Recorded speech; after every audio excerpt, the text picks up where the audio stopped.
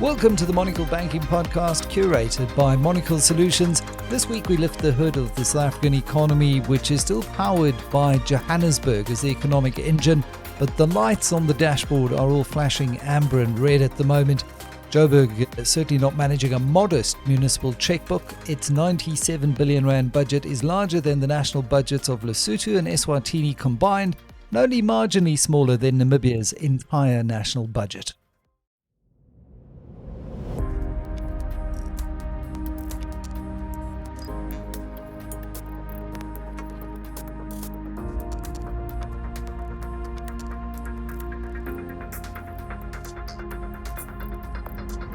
Well, Johannesburg is South Africa's largest urban economy, its principal corporate and financial centre, and a city responsible for roughly 16% of South Africa's national GDP. But the economic engine is being run without reliable cooling, without oil or lubrication or maintenance, as it seems, and the warning lights are no longer subtle. With a budget that's almost 100 billion rand, but an acknowledged infrastructure backlog running into hundreds of billions of rand, its water and electricity networks lose enormous volumes of the product before it ever reaches a paying customer. Its capital budgets are repeatedly underspent. Its billing system remains mired in disputes. Consumer debt has accumulated to levels at which much of it may never realistically be collected. Suppliers are paid late, penalties mount, refuse goes uncollected, reservoirs run dry, substations fail and roads decay. And behind those visible service failures lies a very deep institutional problem. Joburg has endured years of coalition instability and executive turnover. Political leadership changes, senior appointments are contested, boards rotate, and long-term infrastructure programs become vulnerable to short-term coalition arithmetic. And it's no longer simply an inconvenience for ratepayers. When a business has to provide its own electricity, its water storage, security, road access, and waste, municipal dysfunction really becomes an operating expense for that business. It affects insurance premiums, property values, investment decisions, lending risk, and ultimately employment. And the city insists that its latest budget is funded and that it's turning the corner, but National Treasury appears far less convinced. Treasury has taken the extraordinary step of temporarily withholding July's equitable share transfers from 69 municipalities, including Johannesburg, citing persistent breaches of financial management. While there is an emerging agreement reportedly requiring the city to ring-fence payments to Eskom and Rand Water, defer a multi-billion rand municipal wage agreement, protect funding for Pick It Up, and deal with accumulated, unauthorised, irregular, fruitless and wasteful expenditure, Treasury calls the intervention corrective rather than punitive, but it does raise several interesting questions. Well, to help us examine those questions, we're joined now by Roy Havemann, who heads the Impumelelo Economic Growth Lab at the Bureau for Economic Research at Stellenbosch University, and Nomvuyo Guma, author of the lab's new urban risk briefing on Johannesburg. So, Roy, Nomvuyo, great to have you on the Monocle Banking Podcast. Nomvuyo, your briefing opens with a very stark assessment that Johannesburg remains economic engine as a country, but that the foundations are cracking. What persuaded you that this has moved beyond the familiar story of poor service delivery and become a systemic economic risk? Good afternoon, Michael, and good afternoon to your listeners. For many years, I actually lived in Pretoria, and I moved back to Johannesburg in 2023. And already at that time, the signs of decay were everywhere. But when you heard people speaking about Johannesburg, it was largely in the language of inconvenience. So people talked about, the effect of having traffic lights out. People talked about not having electricity or water for days on end. But I don't think at that time there was an appreciation of how important Johannesburg really is to our national GDP. And so how important it is for the country that Johannesburg actually works. I think it was seen in the context of a broader municipal failure, and it really wasn't standing out as a sort of national economic risk. And I think more and more I'm seeing the reporting, thankfully, moving in that direction, and more attention being paid to the fact that actually Johannesburg is too big to fail. And that too big to fail question is an important one just at a macro level. And Roy, just to bring you in, and you've written a book on what we need to do to reform the country to get economic growth going again. Just how serious is the city of Johannesburg's risk to the national growth story and reform story? Well, good afternoon, Michael, and thank you very much for the podcast. It's very serious. So, it's an old saw to say that growth has to happen somewhere, and we have a wall-to-wall system of municipalities in South Africa. And so when growth happens, it has to happen in a geographic place. A factory has to be built in a municipality. A factory has to have water. It has to have electricity. It has to have roads to get its goods in and out. And all of those are provided by the municipality. And of course, Johannesburg is traditionally our largest and most important contributor to economic growth and has been historically. And so if things don't work in Johannesburg, then economic growth can't take place at that place. And so it's very important that it's a core part of the economic reform program. And so I was very pleased when it was put onto the Operation Vulindlela 2.0 agenda, because I think without getting municipalities to work, it's very difficult to see how we can get the country to work. Yeah, it is the kind of operating environment in which so many businesses interface with government is at that local level. Whenever I chat to the CEO of a listed property company in particular, where the REITs really are impacted by these failures, they consistently and certainly for the last 3 or 4 years have increasingly raised the alarm around the city of Johannesburg in particular. And it shows in capital decisions, capital investment decisions. Many are taken in the Western Cape, where these problems are not manifest. And increasingly, we're seeing these decisions being delayed or deferred in the city of Johannesburg. That's just an inalienable truth. Nomvuyo, talk to me about the briefing's numbers. And you cite a total 2026-27 annual budget of 97.1 billion, including only 8.8 billion rand of capital expenditure, against an infrastructure backlog exceeding 220 billion rand. Would you say the scale of that mismatch is now so large that the backlog cannot be solved through conventional municipal budgeting? Absolutely, Michael. If you just think about, as you say, 220 billion, and that is the acknowledged backlog, mind you, that came directly from the State of the City update earlier this year from the mayor. Depending on how you look at it, it could be significantly larger. I came across some figures that suggested that the backlog just for Joburg Water could be in the region of 175 billion just on its own. So we've gone with some of the more conservative figures that we've seen, but certainly that amount could be much larger. And if you only try and tackle that through the 8 or 9 billion rand a year that the city sets aside for CapEx, then you're certainly not getting very far. Of course, there are more innovative ways that you could tackle this. You could have, some PPPs, for example. I know that there have been approaches to some of the DFIs, but if you're looking at just that narrow figure, then you do run into quite a significant problem when you're thinking about how many years it would actually take to clear this backlog.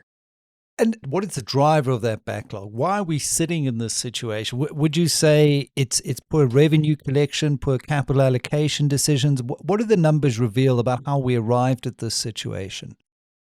I think it is not, clearly there has been a dislocation at the budgeting level, where we're certainly not putting aside as much as we used to for CapEx. If you look at the toggle tool on our data story that we put together, it suggests that before, in the last 10 years, there's been quite a lot of political churn at the mayoral level. And in the past, in say 2026, 27, when there was still some relative stability, we were putting aside about 17 of every 100 rand towards CapEx. And if you look, the most recent figures, that has then declined to about 9 rand in every 100 rand that's collected. So clearly capital investment is what's being squeezed when you see these rises in other priority areas like employee costs, for example. And so I think that, you on the one hand, you have some actual hard decisions that have been made that arguably are not in the long-term interests of the municipality. But I think underlying that has really been the level of political instability that we've seen since 2016-17. Yeah, and that political instability makes planning very difficult. It makes digging ourselves out of this hole extremely difficult. But it's an important point to understand as we approach a key local government election year that we need more political stability. Roy, maybe just to bring you in on this, and I know you're not a political scientist, you're an economist, and you're probably going to say on the one hand and on the other, which is fine. But, how likely are we to see the situation, at least at a political level, rescued from where we are if we have a bit more stability? And how likely is that stability, given that we have a political system that does tend towards greater fragmentation? We don't necessarily have a political system that's first past the post, and it's one that rewards inclusivity, and inclusivity at local government level has created this kind of horse trading where smaller parties hold an inordinate share of power. Yes, I mean, there's a great graphic in the story, in the data story, about the mayors of Johannesburg, and it only goes back to Herman Mashaba in August 2016, and then lists all the subsequent mayors. And obviously, it's extraordinary. It's an incredibly long list. And one of the notable things about the list is how short many of the people's terms were and how it swung backwards and forwards between different political parties, obviously starting with Herman Mashaba, who was at the time a DA person, then through a range of ANC mayors, back to Impumelelo, who was DA, back and forth to Dada Moreira and back, and then El Jamar, and then back to Dada Moreira. How you run a city when you've got such churn at the top is incredibly difficult, because obviously those political appointments make appointments at the administrative level, and then the administrative level has to actually run the city on a day-to-day basis. So how do we get around that problem? Yeah. Well, that is really, we have to think a little bit more about how we put together coalitions in South Africa and what we're trying to achieve with coalitions. Perhaps the GNU is a good example of a strong coalition that has worked at a national level and has actually been relatively stable over quite a long period of time. The problem, obviously, with the city coalitions is that they rely on a kingmaker to get them over the 50% line. And that's sort of what's happened in Johannesburg. And hopefully that problem will go away in this election. I'm not a political forecaster, but at this stage, it does look like there's no one political party that's going to get over 50%. So we're probably going to have to hope that we have a very mature negotiation to get a coalition together that will deliver stability for the city. It's a very important election. It's very difficult to overstate that. I want to shift from the politics for a second, if we may. We'll probably return to it. But I'm sure many ratepayers and business executives listening to this podcast will want to know, Nomvuyo, what happens to every rand elected by the city of Johannesburg? Because what your graphic shows is that most of every rand is committed before a single line of service is actually delivered. Just take us through where that 100 rand actually goes. So, Michael, you're right. It seems, at least 2/3 of it is already committed before you even get to capital investment, other operating costs, and contracted services. So from our analysis, the biggest expenditure goes to bulk purchases. That's at Eskom and to Rand Water, and that's about 30% or 29 Rand in every Rand. Then you have employee costs, which currently are sitting at about 25 Rand of the total. Then, worryingly, you have debt depreciation and finance charges. So clearly here, we're paying for some decisions that have already been made. And only then do you get capital investment and other operating costs and contracted services. And I think this is the bind that the city finds itself in, which is that if your collection rate then falls, there's very little wiggle room. And it's almost impossible to deliver, as we're seeing, a quality level of service to residents and businesses when your operating budget is this tight. Then on the other side, when we look at the top line, the revenue, I think most will understand the long-running issue with the way the city bills and disputed, accounts from ratepayers. But how much is the city actually collecting? Because the city has budgeted on an 86% collection rate after lowering its earlier assumptions of 88.6%. Your briefing points to actual performance that has been materially lower than that. What are we seeing from a revenue collection perspective? Yeah, so over the period that we conducted the analysis, and that was over the last 10 years, we've been seeing somewhere between 75 to 82%. And according to Treasury, targets anything below Treasury guidance, anything below 88% sends a kind of signal that one has to pay attention to. And I think essentially that was the gist of the communication earlier this year between the Treasury and the city of Joburg to say, your budget doesn't seem to be premised on very credible foundations, including your revenue collection rate. And as we've seen, they went ahead and passed it regardless, and that has resulted in further communication to the effect that it doesn't look as we stand here today like they're going to receive their equitable share. And I think this has probably been why we've seen the deterioration that we've seen in both capital investment and just operating efficiency of the city over the last couple of years, because they're being very optimistic about what they're able to collect. And then history is showing that they're not able to collect that. Now, whether even the revenue that they are estimating is correctly estimated, never mind the collection rate, I think speaks directly to what you're pointing out, which is the billing issue, where for many years residents and businesses have been complaining that they cannot possibly be using the amount of resources that the city is trying to bill them for. And I think that's a whole separate issue that would need to be sorted out. I mean, that's yeah, exactly. We could do a whole podcast just on that alone, just in my immediate suburb. And I'll admit to all the privilege of the leafy suburbs and everything that comes with that. But in the WhatsApp groups, there are continually households who are being billed 5 to 10 times the monthly amount. There's exasperation. There are people who've built cottage industry businesses in trying to help ratepayers navigate the labyrinthine bureaucracy of trying to sort this out. When it comes to gross consumer debtors, the official financial statements that I've seen have shown around 72 billion rand, impaired by roughly, call it 60 billion. It's 59.6 billion rand. Does that mean the city has effectively acknowledged that more than 4/5 of that gross debtor book may be unrecoverable? Well, on the face of it, that certainly does seem to be what they are tacitly suggesting. And that's absolutely outrageous, because if that money is indeed owed, that would go a long way to resolving some of the issues.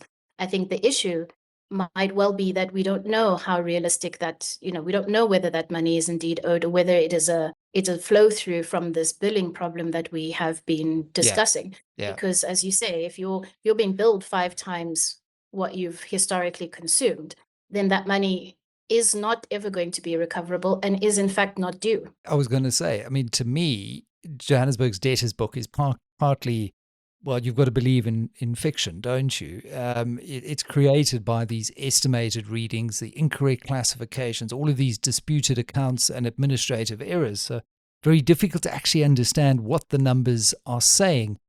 Roy, from where you sit, and when it comes to revenue collection, for decades, I think, and this is a broad national question I think we're still grappling with, metros use surpluses from electricity sales to cross-subsidized other municipal functions. What we've seen now is with the energy transition and with many businesses and households forced to put rooftop solar or other alternative solutions on during the load shedding years, that the most reliable customers are now defecting. So would you say that there's a big municipal revenue model challenge that we need to grapple with as a country? And, Johannesburg's just the canary in the coal mine here, but our largest metro is losing the very customers who historically subsidized the system. Yes, absolutely. So, I mean, it is international experience is exactly what we're experiencing, which is that it's actually the more sophisticated customers, and that's generally the bigger customers, with big buildings that defect first. And you just have to look at the top of Rosebank Mall from one of those skyscrapers around it. There's just a sea of solar panels, as many malls have become. So the malls are trying to go off grid as fast as possible. Obviously, homes, many people, and the new gated estates are almost energy off the grid, from an energy perspective. And the city has for a long time relied on selling on electricity at a profit, or what it would record as a profit to its customers. So that really goes to one of the big planks of the Operation Vulindlela reforms, which is called Metro Trading Services Reform, which is to ring fence the electricity, water, waste, and other services that the city offers, and then to make the electricity offering almost stand on its own 2 feet, and for it to become a sort of a separate business of its own, so that the appropriate amount of spending can be made on it. because the city really has to rethink how it supplies electricity to its customers. Other cities, for example, have moved to a model where there's a connection fee, because it's very expensive for households to go completely off the grid. So you can kind of make some revenue from a connection fee. You can make money potentially from allowing customers to sell back electricity onto the grid. But these are all complex changes that the city hasn't really, I think, got its head around Yeah. in the middle of a fiscal crisis. Yeah, which exacerbates everything. But, it will inevitably mean, to your point, that we've got to have a conversation around higher fixed network charges, regardless of how much electricity a household or a business consumes, and also striking that balance. We'd need to redesign the tariff without penalizing solar investment or pushing still more paying customers off the municipal network. Very, very difficult to do all of these things. At the same time, the briefing estimates here, the losses are just staggering. Water losses at 44.7%, electricity losses at roughly 27%. How much of that would you say, if you were to break it up between the leaking infrastructure, how much is theft, how much is poor metering and billing? Does one have a sense on how one can split those up, Vuyo? Yeah, I think that would be incredibly difficult, Michael. And I'm certainly not aware of any analysis that has been done to try and split that out. But I think just the figure on its own signals that this is a massive crisis that probably is multidimensional. So it's not just about leaking taps, for example. I think there are probably a number of things going on here, and certainly is something that has required urgent attention for quite some time. Because if you're thinking of how long it would take to repair, water infrastructure, all of those pipes, get all of that billing aligned, that's going to be, probably a decades-long process. And again, to the earlier point that was made, I think, by Roy, that's where there are solutions, public-private partnerships, and we'll come to those. I want to move on to the next line, because if you're analyzing the city, you've done a great job with this dashboard that you've produced at the BER, and I would really encourage listeners to go and play around with it. They're great toggles to take you around different scenarios. But the next thing is that we've got this fixed cost squeeze as well.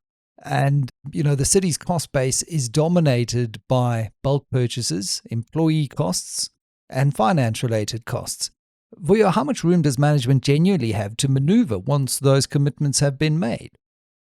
So I think that there's very little, Michael, especially when you're thinking about employee costs, because it's not just, one of the largest expenditure items, but it's also quite politically charged. And you've seen that in the recent conversation about this contested wage liability that totals, an estimated 10 billion. It's been quite difficult to dig into the detail and see exactly how the city had planned to implement that. But if you already have a situation where operating costs are about, say, 25% of your operating budget, and you have agreed to this big increase, then all you're doing is making your already stressed and squeezed situation much, much, much worse. Exactly. And, that wage agreement, the city argues that employees should be paid comparably with those in other metros, but one can't discuss wage parity without productivity and affordability and service outcomes and all of those things. Roy, just to bring you in, and I mean, you've worked at Treasury in the past.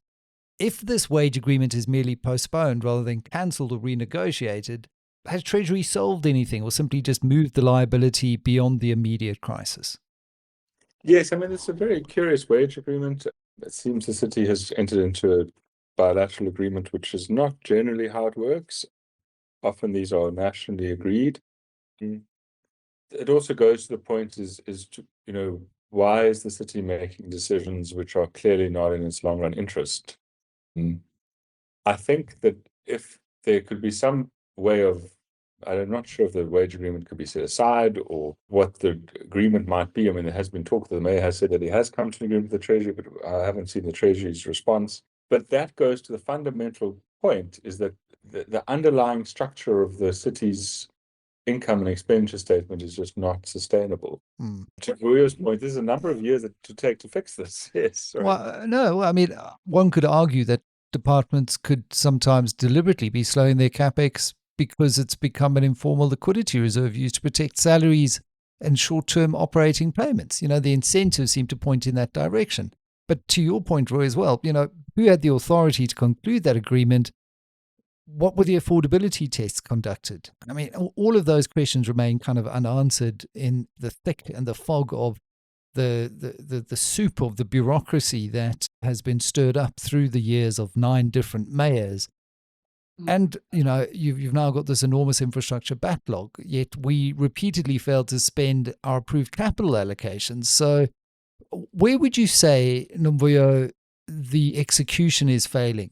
If you to go at an operational level, is it in the procurement? Is it in the contractor capacity? Is it just plain corruption?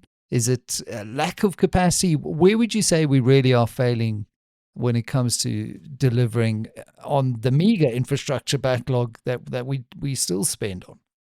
Yeah. I mean, I think, I certainly don't want to seem like a broken record, but I think it would be fair to say that all of this does lead back, to the negative. All of this is a consequence, in my view, of the negative aspects of this kind of coalition politics, because it starts with needing to ensure that coalition partners are happy. That might involve making certain kinds of decisions around the expenditure breakdown that aren't necessarily favorable to the long term. They're much more short term and expedient. It might also speak to making appointments for the heads of certain technical positions that are then more political than technically underpinned. And all of that then has this cascade. So I think it all starts with the decisions that are being made at the political level and how that filters down into the system. If there's no accountability, then of course things can be allowed to deteriorate. If you're not appointing the right people to start with, then of course you can't necessarily expect a good outcome. And I think we're so far down the road of this that it would be impossible to really, isolate the individual effects of this. But I think, certainly for me, it does start with how is the city being managed and who is making those decisions? And are they largely to satisfy political interest in the short term, or are they really long term and looking to kind of promote growth and investment in the city and then deliver the kind of quality to services to residents and business that is required? And looking at those appointments, if you do have a stable administration, all the way from the mayor through to the city manager and the chief financial officer, the chief executives and the boards of the various entities, those have to be staffed with the most capable, the best possible people at the same time. Every fiscal choice is a trade-off. As you rightly say in the briefing note, there's obviously no costless reform path. What would you say is the optimal reform path from here? Should we be able to get some stability through a local government election where a party is given a mandate with political allies that are not going to continually horse trade? What would it take to turn the city of Johannesburg around, Vuyo? Yeah. So, Michael, we deliberately did not include that in the briefing. I think the point of the toggle tool there around illustrating that every fiscal choice is a trade-off is just to show people how difficult it's going to be. So I don't envy whoever the victor is in the municipal elections. I think a good starting point would be if you do have either a coalition or one party that gets a significant majority and then can be held accountable for making these difficult choices. The minute you're having to balance a kind of weak coalition or, a coalition that's quite fragmented with many parties, I think it's going to be impossible to actually make these difficult decisions. So I think the first sign for Joburg residents would be, what is the outcome of the municipal elections? Do we have a credible head in place? And does that individual or that party, have enough votes to actually push forward a turnaround or reform agenda? Roy? Yes, I mean, I completely agree with what we said. One of the issues with the law is actually how much power it vests in the mayor. So if you look at the MFMA, it actually says that technically the mayor presents the budget to the council, and that creates a really strange governance problem. Like, imagine if during the Zuma administration, Jacob Zuma was the person that formally tabled the budget, or even today. I mean, that just doesn't seem to make sense, because we very cleverly design these governance structures where you separate out, for example, the full-on treasury function, and you make it quite independent of the political function to some extent. Yep. You then have a relatively powerful CFO who fights with the municipal manager, and hopefully fights in a constructive way, two colleagues that are debating topics. If you look at, that's how we put together the national administration, the provincial administration, and how any company is run. So there are these things that we raised this in a note last year, and we're putting out a note in a few days' time that'll say the same thing. But there are these structural changes to creating a legal framework that actually works in a world of coalitions, where we actually work from the prerogative that we will have coalitions. And so we have to make the law fit the coalition. Yeah. And set up appropriate governance structures for this. Yeah. But this is also happening in the context of the municipal white paper, the draft white paper, also suggesting that metros like Joburg could assume greater control over things like housing and rail and policing and health.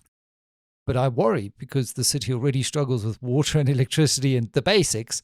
So, I mean, we need to sequence these things properly if we are to give greater autonomy to local government to try and fix these things. Then it really does start with those structural fixes about, how you separate treasury from political interference and oversight. Well, just lastly, Roy, what are your thoughts on how we reform the various trading entities? City Power, Joburg Water, all of those kinds of things. And you mentioned earlier that there is a possibility of private concessions here that, we don't have to reinvent the wheel. There are other major cities around the world that do that as well. So what would that look like as we continue to see, certainly at a national level, this desire to increase the use of public-private partnerships? Yes, actually, you don't have to look very far for a really functioning public-private partnership, which is the city of Impumelelo. It's the capital of the main town there is Nelspruit, only 3 hours away from Johannesburg. They have had a concessioned water system for quite a long time. The law has moved in that direction by separating out the concept of a water services authority versus a water services provider. You must do it quite carefully. We mustn't always just think that putting utility into the hands of the private sector is going to make it amazing. You have to monitor and ongoing evaluate, but you can certainly see models where water provision is linked to very clear KPIs and is potentially outsourced to a concessionaire. But that does require a strong, capable water authority. And one of the big things about the Trading Services Reform Program is requiring the appropriate level of skills in the water services component of the city, which I think is a very important part of it. If you look around any system around the world, the structure of how you put together an administration doesn't really matter. What really matters is actually the people that run it. And one of the big things that they've been trying to do is impose skills requirements at all levels of municipality. And that also goes to this idea that you need a strong, skilled, technocratic, bureaucratic administration that can survive changes in political leadership. But that does require a political leadership that knows that and kind of does that consciously. Yeah. Whereas I think what's happened in Johannesburg has been the opposite, which is to consciously undermine the administration. Yeah. Well, and exactly because it enables the capture of various procurement decisions, and the net result is what we've seen, just this endless stream of stories about inflated procurement, tenders awarded to people who are clearly not capable, and stories of work that is done to such a poor standard because the contractor knows that it'll go out to tender and they'll win the tender again and come back and fix the same hole or the same substation. All of that really does start with accountability at the top. Well, thank you very much to you both. That's where we're going to have to leave it for today. As you said, Joburg is not merely too big to fail. I think it's too important to be allowed to continue failing slowly. So excellent work that you've done at the Growth Lab on creating a great visual representation that you've talked us through today on that slow burn crisis. Many thanks to Nomvuyo Guma from the Impumelelo Economic Growth Lab at the Bureau for Economic Research, and Roy Havemann. You've been listening to the Monocle Banking Podcast, as always, curated by Monocle Solutions. I'm Michael Avery. Until next time, like, subscribe, and don't forget to share with your network.